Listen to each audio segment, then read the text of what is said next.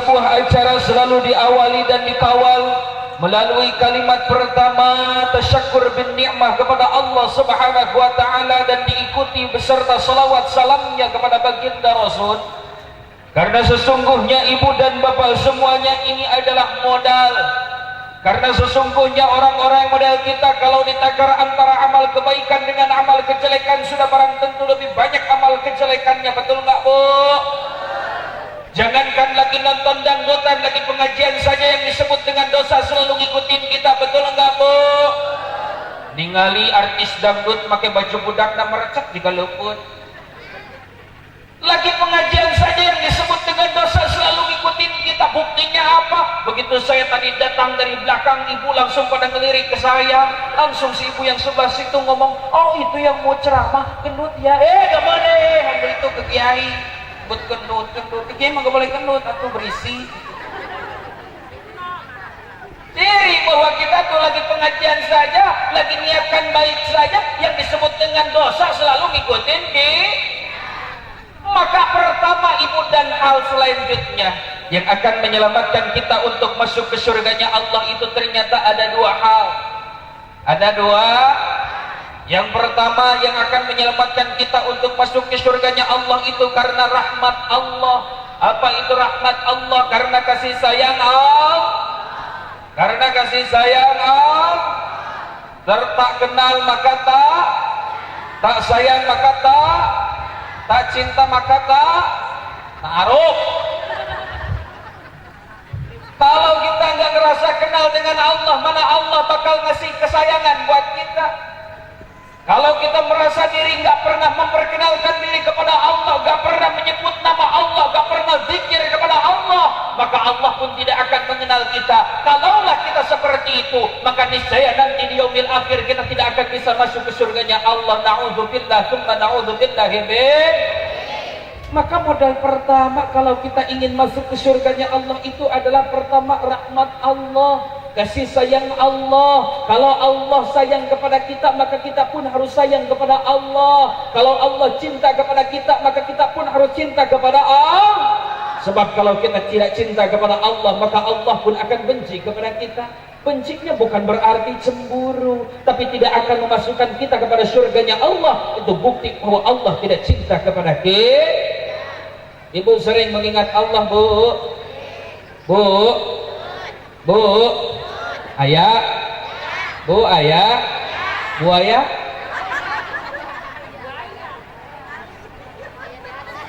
Itu modal yang pertama, Bu, kalau kita ingin masuk ke surganya Allah. Modal yang kedua, kalau kita ingin senantiasa masuk ke surganya Allah, modal yang kedua adalah apa? Kita mendapatkan syafaatul uzma nanti di yaumil akhir dari baginda Rasulullah sallallahu alaihi. Disebutkan dalam satu buah keterangan, man habba syai'an kathura min dzikrihi. Barang siapa yang cinta pada sebuah perkara, maka ia akan sering menyebut perkara tersebut. Taubatnya ketika seorang anak muda yang sedang kasmaran oleh pacarnya, mau makan yang diingat pacar, mau tidur yang diingat pacar, mau kerja yang diingat pacar, mau ke WC pun yang diingat pantes. Makanya kalau si Evi Tumbila bernyanyi, mau makan teringat, mau tidur teringat, mau apapun teringat padamu kekasihku.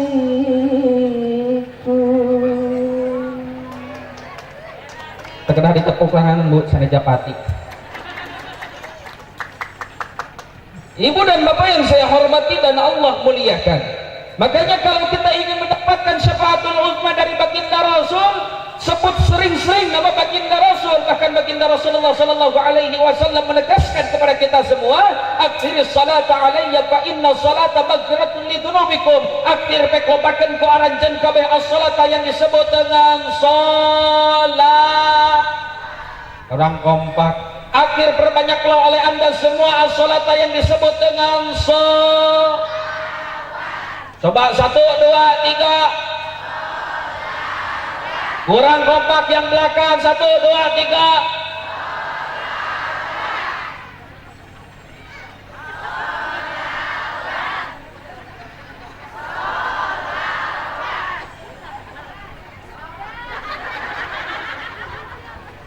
As-salata yang disebut dengan salawat alaiya kepada baginda Rasul, kata baginda Rasul, fa inna salata, karena sesungguhnya yang disebut dengan salawat maghfiratul lidzunubikum, bisa menjadi penghapus dari segala dosa yang telah kita perbuat.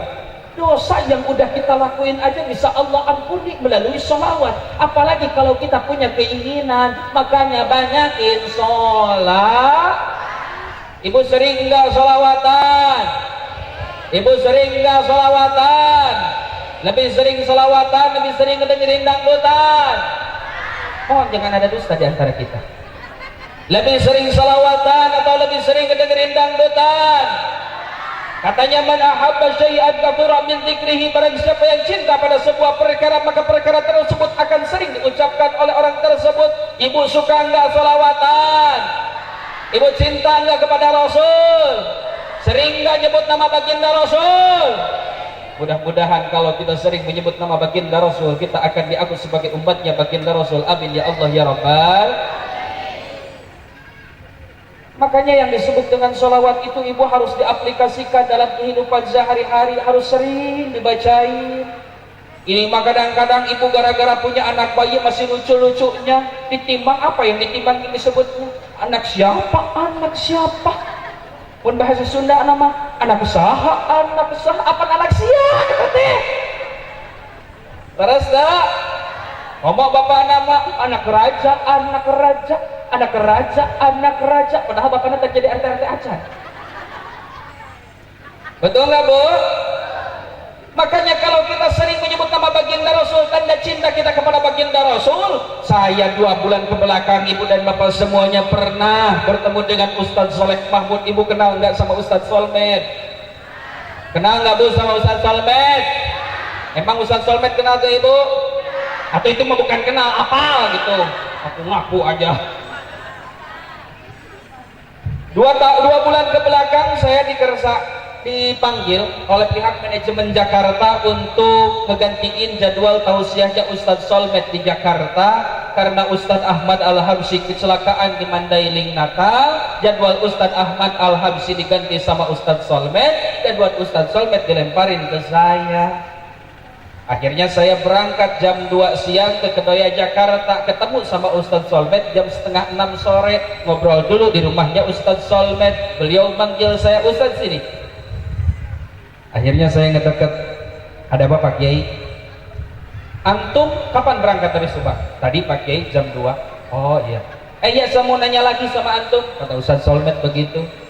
Antum suka salawatan enggak? Saya langsung jawab suka banget Pak Kiai. Bahkan tahadus bin nikmah dengan keberkahan sholawat saya bisa berangkat umroh 4 kali bolak-balik, nggak pernah bayar, nggak pernah ngurus-ngurus, bahkan pulangnya digaji. Mau nggak Bu berangkat umroh? Mau nggak Bu berangkat umroh? Udah daftar belum? Saya nanya lagi ke Ustadz Solmed, emang ada apa Pak Kiai?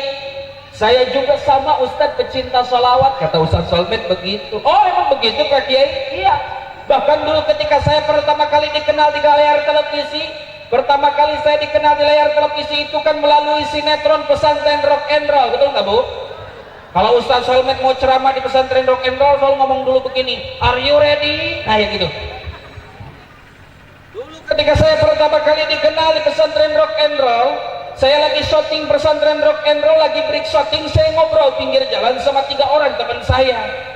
Lagi ngobrol enak, lagi ngerokok enak, lagi ngopi bareng enak, tiba-tiba datanglah pemain baru, berparas cantik, berwajah cantik, berambut pirang, bersepatu hak tinggi, berbaju abaya yang digalalai dayanya punya. Namanya April Jasmine. Jalan ke depan Ustadz Solmed. Karena Mbak April Jasmine itu memakai sepatunya hak tinggi sampai jalannya tuh berbunyi ketepak ketepuk suara sepatu April.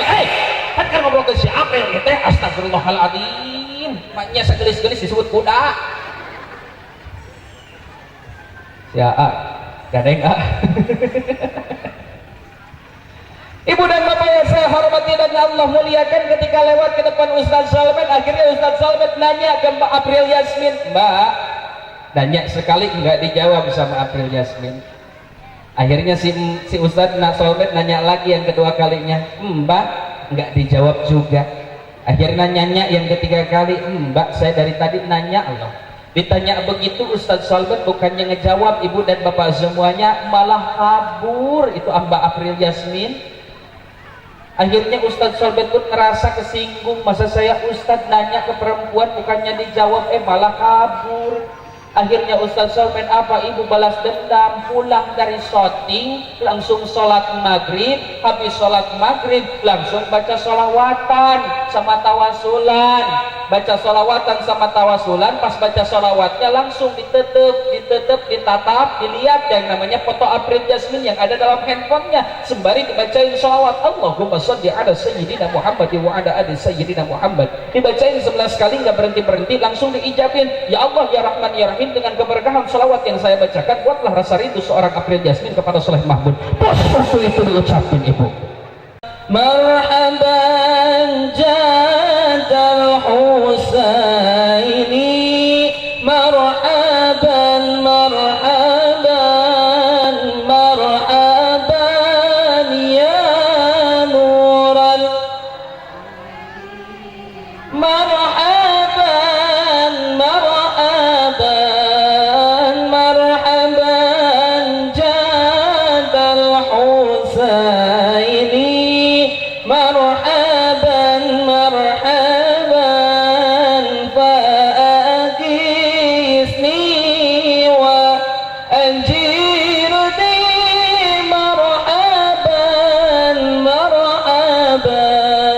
ya mudir min as-sa'iri, marhaban marhaban, Allahumma salli wa sallim wa barik alaihi wa ala alihi. Al-Fatihah.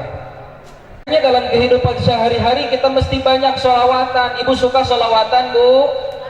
Makanya barusan bareng-bareng sholawatan. Alhamdulillah. Yakinnya kalau nama baginda Rasulullah Sallallahu Alaihi Wasallam diucapkan berulang-ulang pada suatu kesempatan dan suatu tempat, maka insya Allah baginda Rasulullah Sallallahu Alaihi Wasallam bakal berkenan hadir pada tempat tersebut dan kesempatan tersebut. Untuk apa? Untuk mengaminkan segala doa yang kita panjatkan. Amin ya Allah ya Rabbal. Terusin, Bu. Pada kesempatan kali ini ibu dan bapak yang saya hormati dan Allah muliakan, pertama, acara ini diselenggarakan untuk haul dan khutmil Quran yang ke-36. Yang kedua, acara ini juga berbarengan dengan peristiwa Isra dan Mi'raj baginda Rasulullah Sallallahu Alaihi. Boleh saya kejelasin dulu tentang peristiwa Isra Mi'raj? Boleh, Bu?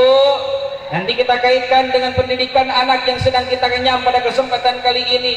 Ibu dan bapak yang saya hormati dan Allah muliakan, Allah Subhanahu wa taala menjelaskan tentang peristiwa Isra Mi'raj itu melalui kalimat subhanalladzi asra bi'abdihi lailan minal masjidil haram ila al masjidil aqsa alladzi barakna haulah. Ibu bapak yang saya hormati dan Allah muliakan, Allah Subhanahu wa taala memberikan penjelasan tentang peristiwa Isra dan Mi'raj mengawali dengan kalimat subhana. Kalau dalam kajian ilmu tafsirnya ini termasuk kalimat tasbih yang mempunyai arti yaitu subhana, maha suci. Maha suci berarti Allah itu berbeda dengan kita. Kalau Allah itu maha suci berarti beda dengan kita yang ada dalam keterbatasannya. Kalau Allah menginginkan sesuatu, fa idza arada syai'an ay yakuna lahu kun fayakun, berbeda sama kita. Kalau kita pengen punya rumah, kita harus nabung dulu. Kalau kita ingin punya mobil, kita harus usaha dulu. Kita pengen punya anak soleh, kita harus mendidik dulu. Kita pengen punya motor, kita harus nganjuk tuh. Yang ketawa ngerasa. Berbeda dengan Allah Subhanahu wa taala ketika Allah menginginkan sebuah perkara, fa idza arada syai'an ay yakuna lahu kun fayakun. Jadi maka jadilah ketika itu pula. Makanya kalau kita merasa sombong berarti kita ingin nyamain Allah. Di sini ada enggak orang sombong? Ada enggak orang sombong? Ada orang kaya sombong? Ada orang miskin sombong? Kalau orang kaya sombong sih agak-agak wajar lah. Tapi kalau orang miskin sombong ini namanya kurang ajar. Gak ada yang pantas lah ya Bu ya. Makanya kalau ibu dan bapak semuanya, kalau kita rundukkan pada kesempatan kali ini, Subhana Maha Suci Allah yang telah memperjalankan hambanya, pertanyaan selanjutnya kepada ibu dan bapak semuanya yang diperjalankan oleh Allah pada peristiwa Isra dan Mi'raj itu adalah ruhnya atau jasadnya. Baginda Rasul kan diperjalankan oleh Allah Subhanahu wa taala dalam peristiwa Isra dan Mi'raj. Pertanyaannya bagi kita semua, emang yang diperjalankan oleh Allah itu baginda Rasul itu ruhnya atau jasadnya, Bu? Ruhnya atau jasadnya? Yang belakang mohon jawab, ruhnya atau jasadnya? Imam Ali As-Sabuni dalam kitab Safwatut Tafasir menjelaskan bahwa yang disebut dengan bi'abdihi, sebab perintahnya melalui kalimat ya ayyuhan nasu ubudu, wahai orang-orang, wahai manusia, ubudu, ibadahlah kepada Tuhanmu. Kalau kita ibadah kepada Allah, ruhnya atau jasadnya? Halo? Ruhnya atau jasadnya? Imam Ali As-Sabuni menjelaskan dalam kitab Safwatut Tafasir bahwa yang dimaksud dengan bi'abdihi yaitu ruh dengan jasad. Sama ketika kita peristiwa ibadah, kalau kita ibadah hanya sekedar ruh itu salah. Kalau kita ibadah kepada Allah hanya sekedar jasad juga itu salah. Karena kalau kita ibadah hanya sekedar jasad, Bu, takbiratul ihramnya juga kan beda ya. Allahu Akbar, ini setan takbiratul ihram yang kedua ngikutin Allahu Akbar, semua kebuka. Ibu baca suratul Fatihah, a'udzu billahi minasyaitonir rajim, bismillahirrahmanirrahim, alhamdulillahi rabbil alamin. Tadi saya dipenputang di mana? Ar-Rahmanir Rahim, Maliki Yaumiddin. Padahal tadi saya udah bawa dari kamar mandi ke kamar. Maliki Yaumiddin, iyyaka na'budu wa iyyaka nasta'in. Tadi sih kehalangin sama mukena. Ihdinas siratal mustaqim, siratal ladzina an'amta 'alaihim ghairil maghdubi 'alaihim waladdallin. Pas bukan ke sini, oh ini.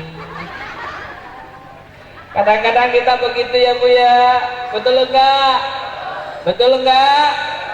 Kita mah kalau sholat, jasadnya sholat, hatinya keliling kemana-mana. Bahkan isan akin peda pun, ikan asin peda semuanya ketahuan ya Bu ya. Betul enggak Bu?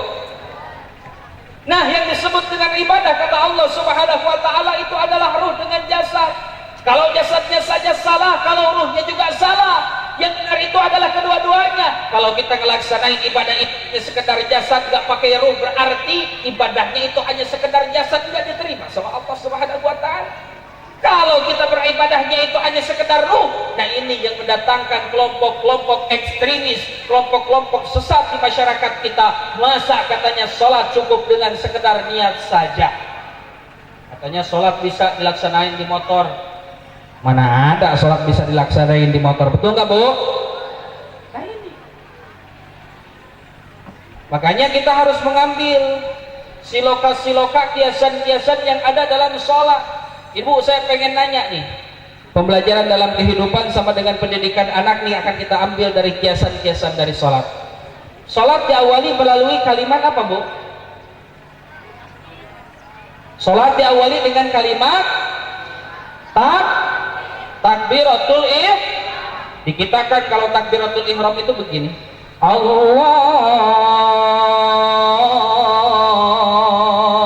Akbar. Betul nggak Bu? Tapi saudara-saudara kita yang lain tuh, saudara kita yang bukan dari kita, ada juga kan sholat yang begini, Allahu Akbar. Ada Bu? Bahkan di Mekah ada yang model begini juga, Allahu Akbar. Ada yang model begitu, bahkan nggak pakai begini dulu, langsung begini ada. Bahkan di Mekah ibu dan bapak semuanya ketika tahiyatul awal atau tahiyatul akhir, at-tahiyatul mubarakatus salawatut thayyibatu lillah, tiba-tiba ada yang nelpon, diambil dulu HP, diangkat dulu, tahiyatnya diganti sama tangan kiri. Ini benar ibu.